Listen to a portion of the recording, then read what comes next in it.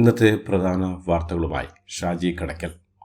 രാജ്യം ഇന്ന് ഗാന്ധി ജയന്തിയും വിജയദശമിയും ആഘോഷിക്കുന്നു. ഇന്ത്യയുടെ രാഷ്ട്രപിതാവായ മഹാത്മാഗാന്ധിയുടെ ജന്മദിനമാണ് ഇന്ന്. ഗാന്ധിജിയുടെ അഹിംസാത്മക പ്രത്യയശാസ്ത്രം മൂലമാണ് ഗാന്ധിയുടെ ജന്മദിനമായ ഒക്ടോബർ 2 അന്താരാഷ്ട്ര അഹിംസാ ദിനമായി മാറിയത്. അതേസമയം രാജ്യം നവരാത്രി ആഘോഷ നിറവിൽ കൂടിയാണ്. ഇന്ന് വിജയദശമി ദിനത്തിൽ പൂജയെടുപ്പും തുടർന്ന് കുട്ടികളുടെ വിദ്യാരംഭവും നടക്കും. ഇതിനായി സംസ്ഥാനത്തെ ക്ഷേത്രങ്ങളും മറ്റും വലിയ ഒരുക്കങ്ങളാണ് നടത്തിയിട്ടുള്ളവർ. എല്ലാവർക്കും ഗാന്ധി ജയന്തി വിജയദശമി ആശംസകൾ.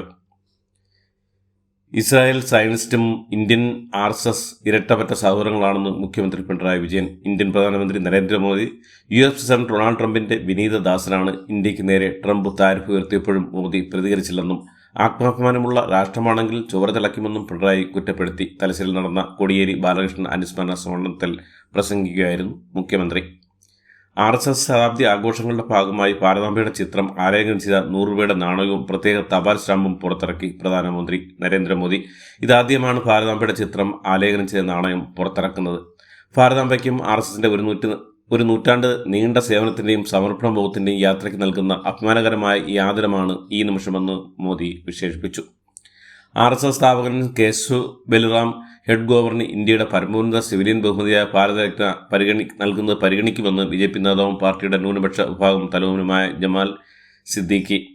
RSSന്റെ 100ാം വാർഷികത്തിൽ സ്റ്റാമ്പ് നാണയവും പുറത്തിറക്കിയ കേന്ദ്ര സർക്കാർ നടപടി വിമർശിച്ച് മുഖ്യമന്ത്രി പിണറായി വിജയൻ ഭരണഘടനയെ അവമാനിക്കുന്ന നടപടിയാണെന്ന് മുഖ്യമന്ത്രി എക്സിൽ പങ്കുവച്ച കുറിപ്പിൽ പറഞ്ഞു. വയനാട് പുനർനിർമ്മാണത്തിന് സഹായം അനുവദിച്ച് കേന്ദ്രം 260.56 കോടി രൂപയാണ് കേന്ദ്ര ആഭ്യന്തരമന്ത്രി നേതൃത്വത്തിലുള്ള ഉന്നത സമിതി അനുവദിച്ചത്. വയനാട് ഉരുൾപൊട്ടൽ ദുരന്തത്തിൽ പുനർനിർമ്മാണത്തിലെ പ്രവർത്തനങ്ങൾക്കായി ദേശീയ ദുരന്ത നിവാരണ നിധിയിൽ നിന്നാണ് തുക അനുവദിച്ചിരിക്കുന്നത്.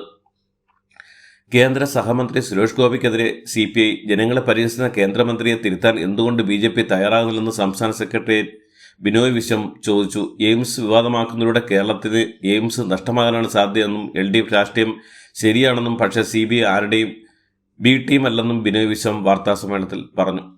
വിജയദശമിയുടെ ഭാഗമായി എറണാകുളം പള്ളിക്കരയിൽ RSS പഥസഞ്ചലനത്തിൽ പങ്കെടുത്ത മുൻ DGP ജേക്കബ് തോമസ്. RSS ഗവേഷണത്തിലാണ് ജേക്കബ് തോമസ് പങ്കെടുത്തത്. SNDP യോഗം ജനറൽ സെക്രട്ടറി വെള്ളാപ്പള്ളി നടേശനെ പുകഴ്ത്തി മന്ത്രി VN വാസവനും ഗവർണറും. SNDP യോഗം ശിവഗിരി യൂണിയൻ മന്ദിരം ഉദ്ഘാടനം ചെയ്ത് സംസാരിക്കുന്നതാണ് ഇരുവരും വെള്ളാപ്പള്ളി നടേശനെ പുകഴ്ത്തിയത്. പകരക്കാരനില്ലാത്ത അമരക്കാരനാണ് വെള്ളാപ്പള്ളി നടേശനെന്ന് മന്ത്രി VN വാസവൻ ചടങ്ങിൽ പറഞ്ഞു. ഇങ്ങനൊരു നേതാവിന് മറ്റ് സംഘടനയിലും കാണാൻ കഴിയില്ലെന്നും മന്ത്രി പറഞ്ഞു. ക്രിമിനൽ കേസ് പ്രതികളായാൽ അഡ്മിഷൻ ഇല്ലെന്ന തീരുമാനവുമായി കേരള VC മുന്നോട്ട്. വിഷയത്തിൽ കോളേജുകൾക്ക് VC മോഹൻ കുന്നുമൽ സർക്കുലർ അയച്ചിരിക്കുകയാണ്. പ്രവേശനം നേടുന്നവർ ക്രിമിനൽ കേസുകൾ ഉൾപ്പെട്ടില്ല എന്ന് സത്യവാങ്മൂലം നൽകണമെന്നും സർക്കുലറുണ്ട്. കേസുകളിൽ പ്രതി ചേർക്കപ്പെട്ട വിദ്യാർത്ഥികൾക്ക് അഡ്മിഷൻ നൽകുന്ന കേരള സർവകലാശാല VC ഡോക്ടർ മോഹൻ കുന്നുമലിന്റെ സർക്കുലറിനെതിരെ SFI ചരിത്ര നിഷേധ ഉത്തരവുകൾ പൊതുജനങ്ങൾ ചവറ്റുകുട്ടയിലേക്ക് വലിച്ചെറിയുമെന്ന് SFI സംസ്ഥാന സെക്രട്ടറി സഞ്ജീവ് PS പ്രതികരിച്ചു. വൈസ് ചാൻസലറുടെ നടപടിക്കെതിരെ ശക്തമായ പ്രതിഷേധം ഉയരുമെന്നും സഞ്ജീവ് വ്യക്തമാക്കി. മൂന്നാറിലെത്തുന്ന വിനോദസഞ്ചാരികൾക്കായി സർവീസ് നടത്തുന്ന KSRTC ഡബിൾ ഡെക്കർ ബസ്സിലെ കണ്ടക്ടറെ സസ്പെൻഡ് ചെയ്തു. മൂന്നാർ യൂണിറ്റിലെ ഡ്രൈവർ കം കണ്ടക്ടർ പ്രിൻസ് ചാക്കോയാണ് സസ്പെൻഡ് ചെയ്തത്. 27-ാം തീയതി നടന്ന പരിശോധനയിൽ ഇതര സംസ്ഥാനക്കാരിയായ യാത്രക്കാരിൽ നിന്നും 400 രൂപ വാങ്ങിയ ശേഷം ടിക്കറ്റ് നൽകാത്തതിനെ തുടർന്നാണ് വിജിലൻസ് കസ്റ്റഡിയിൽ എടുത്തത്. താമരശ്ശേരി ചുരത്തിൽ വൻ ഗതാഗത കുരുക്ക്. ഇന്നലെ അടിവാരം മുതൽ ലക്കിടി വരെ രൂക്ഷമായ ഗതാഗത കുരുക്കായിരുന്നു അനുഭവപ്പെട്ടത്. തുടർച്ചയായ അവധി ദിവസങ്ങളും ദസറ ആഘോഷത്തിനുമായി മൈസൂരിലേക്ക് പോകുന്നവരും കൂടി ആയപ്പോൾ പറഞ്ഞറിയിക്കാൻ കഴിയാത്ത വിധം റോഡിൽ വാഹനങ്ങളുടെ നീണ്ട നിര ദൃശ്യമായി.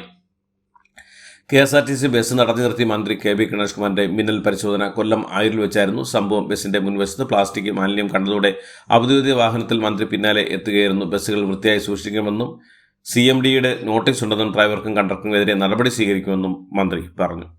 തിരുവനന്തപുരത്ത് റോഡ് കയ്യേറി പ്രവർത്തിക്കുന്ന തട്ടുകടകൾ അടപ്പിച്ച് police. Cotton Hill, Vellayambalam, Sasthamangalam ഭാഗത്തെ തട്ടുകടകളാണ് അടപ്പിച്ച് റോഡിലേക്ക് ഇറക്കിയാണ് ഈ കടകൾ കെട്ടിയിരുന്നതെന്ന് പോലീസ് പറയുന്നു. കോട്ടൺ ഹിൽ റോഡിൽ 20ഓളം കടകൾ അടപ്പിച്ചു. ഭക്ഷണം പാഴാകാതിരിക്കാൻ ഇന്ന് ചില കടകൾക്ക് 11 മണി വരെ പ്രവർത്തിക്കാൻ പോലീസ് അനുമതി നൽകിയിട്ടുണ്ട്. സംഭവത്തെ തുടർന്ന് പ്രതിഷേധവുമായി മുന്നോട്ട് പോവുകയാണ് തട്ടുകടക്കാർ. വായ്പ തിരിച്ചടയ്ക്കാത്തതിനെ തുടർന്ന് ബാങ്ക് കൈവശപ്പെടുത്തിയ വീടിനുള്ളിൽ അകപ്പെട്ടു പോയ വളർത്തുപൂച്ചയെ ഉടമയ്ക്ക് തിരികെ നൽകാൻ സ്റ്റേറ്റ് ബാങ്ക് ഓഫ് ഇന്ത്യക്ക് നിർദ്ദേശം നൽകിയ കേരള ഹൈക്കോടതിയുടെ ഇടക്കാല ഉത്തരവ്. വായ്പാ കുടിശ്ശിക വരുത്തിയതിനെ തുടർന്ന് ബാങ്ക് കൈവശപ്പെടുത്തിയ വീടിനുള്ളിൽ തന്റെ വളർത്തുപൂച്ച കുടുങ്ങിപ്പോയത് കാണിച്ച് ഹർജിക്കാരൻ കോടതിയെ സമീപിക്കുകയായിരുന്നു.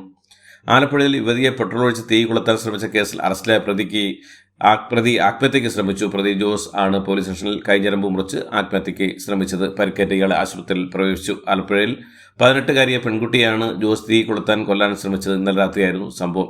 ആലപ്പുഴയിൽ അമ്മയെ 17-കാരിയെ മകൾ കുത്തി പരിക്കേൽപ്പിച്ചു. ആലപ്പുഴ വാടക്കൽ ആണ് സംഭവം. മാള കോൺഗ്രസ് നേതാവിനാണ് മകളുടെ കുത്തേറ്റത്. കഴുത്തിന് ഗുരുതരമായി പരിക്കേറ്റ യുവതിയെ വണ്ടാനം മെഡിക്കൽ കോളേജ് ആശുപത്രിയിൽ പ്രവേശിച്ചു. ഫോൺ ഉപയോഗിക്കുന്നതുമായി ബന്ധപ്പെട്ട തർക്കമാണ് ആക്രമണത്തിന് കാരണമെന്ന് പോലീസ് പറയുന്നു.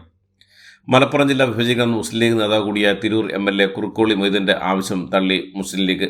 കേന്ദ്ര ആഭ്യന്തരമന്ത്രി അമിത്ഷായെ TVK അധ്യക്ഷൻ വിജയ് അവഗണിച്ചതായി റിപ്പോർട്ടുകൾ. കോൺഗ്രസ് അധ്യക്ഷൻ മല്ലികാർജ്ജുൻ ഖാർഗെയ്ക്ക് പേസ് മേക്കർ ഘടിപ്പിച്ചു. പനിയും ശ്വാസതടസ്സവും കാരണം ഖാർഗെ ബാംഗ്ലൂരിൽ ആശുപത്രിയിൽ പ്രവേശിപ്പിച്ചിരിക്കുകയാണ്. ഇദ്ദേഹത്തിന്റെ ആരോഗ്യനില തൃപ്തികരമാണെന്ന് ഡോക്ടർമാർ അറിയിച്ചു. കർണാടകയിൽ മുഖ്യമന്ത്രി പദത്തിൽ 5 വർഷം പൂർത്തിയാക്കുമെന്ന് സിദ്ധരാമയ്യ കാലാവധി പൂർത്തിയാക്കുന്നതുമായി ബന്ധപ്പെട്ട അഭ്യൂഹങ്ങളോട് പ്രതികരിക്കുകയായിരുന്നു അദ്ദേഹം. സ്വാമി ചൈതന്യ സരസ്വതിക്കെതിരെ ലൈംഗിക കേസിൽ ശ്രീ ശാരദ ഇൻസ്റ്റിറ്റ്യൂട്ടിൽ വീണ്ടും തെളിവെടുപ്പ് നടത്തി അന്വേഷണ സംഘം. ചൈതന്യനെയും പിടിയിലായ 2 വനിതാ കൂട്ടാളിയും സ്ഥാപനത്തിൽ എത്തിച്ചായിരുന്നു തെളിവെടുപ്പ്. ഇവർ സ്ഥാപനത്തിലെ മുൻ ജീവനക്കാരനാണെന്നാണ് സൂചന. ഇന്നലെ നടത്തിയ പരിശോധന സ്ഥാപനത്തിൽ നിന്ന് നിരവധി CD-കളും കണ്ടെടുത്തു. UN സമാധാന സേനയുടെ ഭാഗമായുള്ള 30 രാജ്യങ്ങളുടെ കരസേനാ മന്ത്രിമാരുടെ കോൺക്ലേവിന് ഇന്ത്യ വേദിയാകുന്നു. ഈ മാസം 14 മുതൽ 2 ദിവസമാണ് പരിപാടി നടക്കുക. കേന്ദ്ര സർക്കാർ ജീവനക്കാർക്കും പെൻഷൻകാർക്കും ക്ഷാമബത്ത 3% വർദ്ധിപ്പിക്കാൻ ഇന്നലെ ചേർന്ന കേന്ദ്ര മന്ത്രിസഭാ യോഗം തീരുമാനിച്ചു. ജൂലൈ 1 മുതൽ മുൻകാല പ്രാബല്യത്തോടെ ഈ തീരുമാനം നടപ്പാക്കുമെന്ന് കേന്ദ്രമന്ത്രി അശ്വിനി വൈഷ്ണവ് അറിയിച്ചു. ക്ഷാമബത്ത വർധനയിലൂടെ ലക്ഷക്കണക്കിന് കേന്ദ്ര സർക്കാർ ജീവനക്കാർക്കും വിരമിച്ചവർക്കും ആനുകൂല്യം ലഭിക്കും. പാകിസ്ഥാനിൽ പെട്രോൾ ഡീസൽ വില വർദ്ധിപ്പിച്ചു. പാകിസ്ഥാൻ ധനകാര്യ മന്ത്രാലയം പുറത്തിറക്കിയ വിജ്ഞാപനം അനുസരിച്ച് പെട്രോളിന് ലിറ്ററിന് 4.07 രൂപയും ഹൈസ്പീഡ് ഡീസലിന് 4.04 രൂപയാണ് വർദ്ധിപ്പിച്ചിരിക്കുന്നത്. റഷ്യൻ പ്രസിഡന്റ് വ്ളാഡിമിർ പുടിന്റെ 24 ഇന്ത്യൻ റഷ്യ ഉച്ചകോടിയിൽ പങ്കെടുക്കുന്നതുമായി ഡിസംബർ 5-6 തീയതികളിൽ ഇന്ത്യ സന്ദർശിക്കാൻ സാധ്യത. 2022 ഫെബ്രുവരിയിൽ റഷ്യ ഉക്രൈൻ യുദ്ധം ആരംഭിച്ച ശേഷം ഇത് ഇന്ത്യയിലേക്കുള്ള പുടിന്റെ ആദ്യ യാത്രയായിരിക്കും. US പ്രസിഡന്റ് ഡൊണാൾഡ് ട്രംപ് മുന്നോട്ട് വെച്ച ഗാസയിലെ യുദ്ധം അവസാനിപ്പിക്കാനുള്ള സമാധാന പദ്ധതിക്ക് പിന്തുണ നൽകി മുസ്ലിം പങ്കാളികൾക്ക് കനത്ത തിരിച്ചടി. മുസ്ലിം സമൂഹത്തിന്റെ സംരക്ഷകരായി സ്വയം അവകാശപ്പെടുന്ന പാകിസ്ഥാൻ ഉൾപ്പെടെയുള്ള അറബ് രാജ്യങ്ങൾ സദുദ്ദേശത്തോടെയാണ് ഇതിന്റെ പിന്തുണ നൽകിയെങ്കിലും അറബ് ഇസ്ലാമിക ലോകത്തെ നേതാക്കൾ ഇപ്പോൾ കടുത്ത വിമർശനമാണ് നേരിടുന്നത്.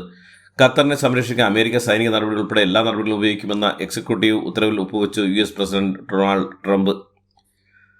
ഒമാനിൽ കുപ്പിവെള്ളത്തിൽ നിന്ന് വിഷബാധയേറ്റ് 2 പേർ മരിച്ചു. ഇറാനിൽ നിന്നുള്ള യുറേനസ് സ്റ്റാർ എന്ന കമ്പനിയുടേതാണ് കുപ്പിവെള്ളം. പരിശോധനയിൽ വെള്ളം മലിനമാണെന്ന് കണ്ടെത്തി. ഒരു ഒമാൻ പൗരനും ഒരു പ്രവാസി സ്ത്രീയുമാണ് മരിച്ചതെന്ന് റോയൽ ഒമാൻ പോലീസ് സ്ഥിരീകരിച്ചു. ഏഷ്യ കപ്പ് സമ്മാനദാനമായ ചടങ്ങുമായി ബന്ധപ്പെട്ട വിവാദങ്ങൾക്ക് ശേഷം ആദ്യമായി പ്രതികരിച്ച് ഏഷ്യൻ ക്രിക്കറ്റ് കൗൺസിൽ പ്രസിഡന്റും പാകിസ്ഥാൻ മന്ത്രിയുമായ മൊഹ്സിൻ നഖി. AICC പ്രസിഡന്റ് എന്ന നിലയിൽ ആ ദിവസം തന്നെ ട്രോഫി കൈമാറാൻ താൻ തയ്യാറായിരുന്നുവെന്നും ഇപ്പോഴും തയ്യാറാണെന്നും അവർക്കത് ശരിക്കും വേണമെങ്കിൽ SEC ഓഫീസിൽ വന്ന് തന്റെ പക്കൽ നിന്ന് കൈമാറ്റാൻ ഇന്ത്യൻ ടീമിനെ സ്വാഗതം ചെയ്യുന്നുവെന്നും നഖി പറഞ്ഞു. അതേസമയം ചൊവ്വാഴ്ച നടന്ന AICC വെർച്വൽ യോഗത്തിൽ BCCI പ്രതികളോട് താൻ ക്ഷമാപണം നടത്തിയെന്ന മാധ്യമവാർത്തകൾ അദ്ദേഹം നിഷേധിച്ചു. താൻ ഒരു തെറ്റും ചെയ്തിട്ടില്ലെന്നും അതിനാൽ തന്നെ ഒരിക്കലും ക്ഷമാപണം നടത്തില്ലെന്നുമാണ് നഖി പറഞ്ഞത്. ഇന്ത്യയും വെസ്റ്റ് ഇൻഡീസും തമ്മിലുള്ള ടെസ്റ്റ് പരമ്പരയ്ക്ക് ഇന്ന് അഹമ്മദാബാദിൽ തുടക്കമാകും. ഇതോടുകൂടി ഇന്നത്തെ വാർത്തകൾ ഇവിടെ അവസാനിക്കുന്നു. എല്ലാവർക്കും നന്ദി, നമസ്കാരം.